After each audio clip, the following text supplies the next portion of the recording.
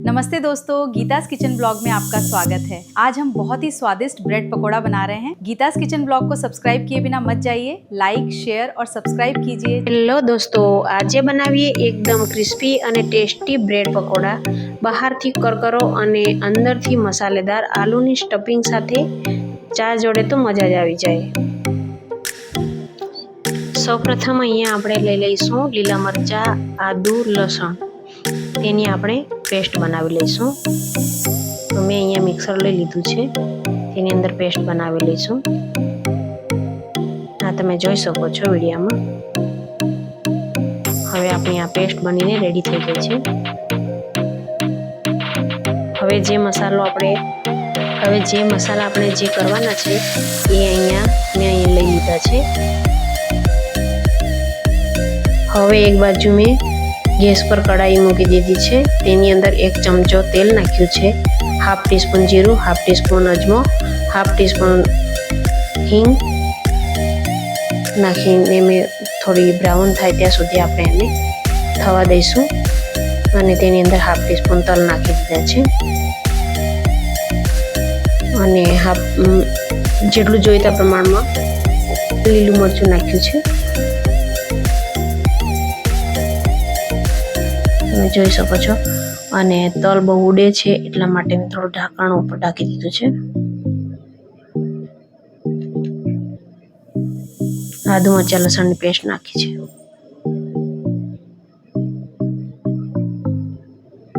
હવે તેમાં બટાકા બાફેલા નાખ્યા છે કટિંગ કરીને।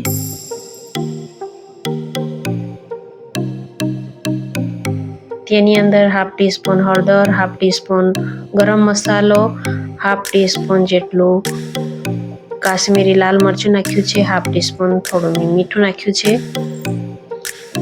હાફ ટીસ્પૂન સંચળ,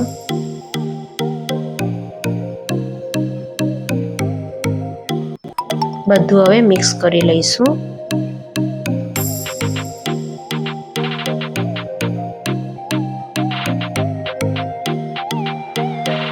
થોડા તેમાં ધાણા નાખ્યા છે લીલા અને થોડી વરિયાળી નાખી છે, હાફ જેટલો મેં લીંબુનો રસ નાખ્યો છે। ચડી જાય એટલે પછી એને થોડું આમ દબાવીને ક્રશ કરી લઈશું। 1 ચમચી જેટલી મેં ખાંડ નાખી છે, તમે તમારા જોઈતા પ્રમાણે આ બધી વસ્તુ લઈ શકો છો।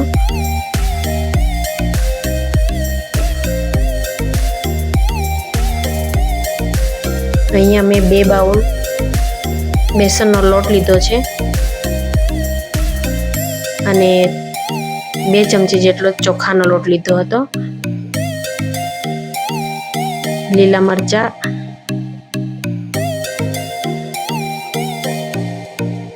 અહીંયા મેં હાફ ટીસ્પૂન હલ્દી પાવડર, હાફ ટીસ્પૂન ગરમ મસાલો, હાફ ટીસ્પૂન સૂકા લાલ મરચાં અને હાફ ટીસ્પૂન સંચળ લીધું છે। હવે તેમાં ઈનો નાખી દઈશું।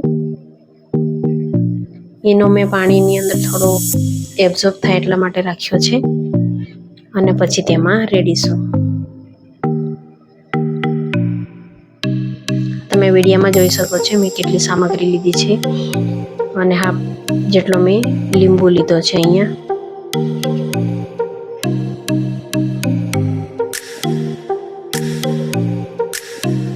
જે મરચાંનું પાણી હતું એ મેં નાખ્યું છે। પછી તેની ઘટ પેસ્ટ બનાવી લઈશું। એકદમ ઘટ બનાવવાનું છે, હાવ ઢીલું નથી બનાવવાનું। જો તમે ઢીલું બનાવશો તો બ્રેડ અંદર બોળતાની સાથે ઢીલો થઈ જશે અને ટપકવા માંડશે। બધા જે લોટ છે એ બધો ટપકી જાય છે એટલા માટે આપણે થોડું ઘટ બનાવવાનું છે। અને અહીંયા મેં બ્રેડ લઈ લીધા છે। બ્રેડને અહીંયા મેં ત્રિકોણમાં કટિંગ કરી લીધા છે, તમે જોઈ શકો છો। હવે તેમાં આપણે જે સ્ટફિંગ બનાવ્યું હતું એ ભરી લઈશું। જો તમે વિડીયોમાં જોઈ શકો છો હું કેવી રીતે ભરું છું। આ રીતે બધી જ કિનારીઓમાં બધું કમ્પ્લીટ ભરી લેવાનું છે. પછી તેના ઉપર બીજી સ્લાઇસ દબાઈ દઈશું. આ રીતે ભરી લેવાનું છે. તમે આ જોઈ શકો છો. પછી આવી જ રીતે બીજો પણ ભરી લઈશું.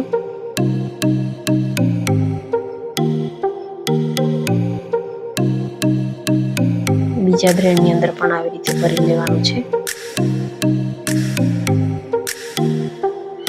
અને હા ફ્રેન્ડ, તમને મારા વિડીયો પસંદ આવતા હોય તો ગીતાસ કિચન બ્લોગને સબસ્ક્રાઈબ કરવાનું બિલકુલ ના ભૂલશો.